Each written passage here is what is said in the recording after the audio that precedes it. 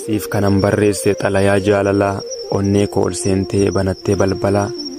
gaafa na gaafattu lixuudhaaf onnee koo homaayyuu sindinne siif bane laphee koo atis lixxee teesse keessa onnee kootii onneen koo jaalalaan isa siif boraati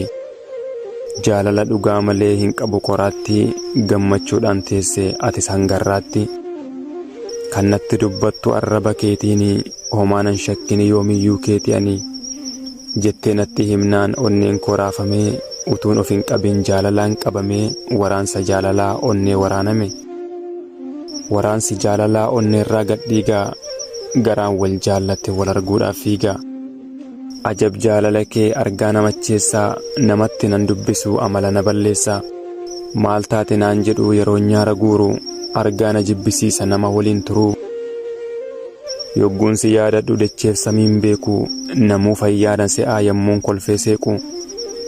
maalumaan na tuqte maaloo guyyaa sana jiruu koo keessatti ta'een beeku kana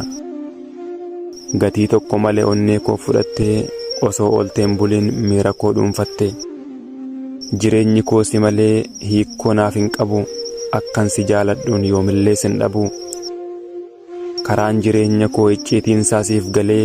jiruun addaan hin baanu yoo du'a ta'e malee sin mararsiifadha lubbuu kan koo caalaa dhibee onnee kootii si biratti yaalaa riifiraala onnee koo yaa ogeettii jaalalaa si malee dhibeen kan koo takkan qabu mala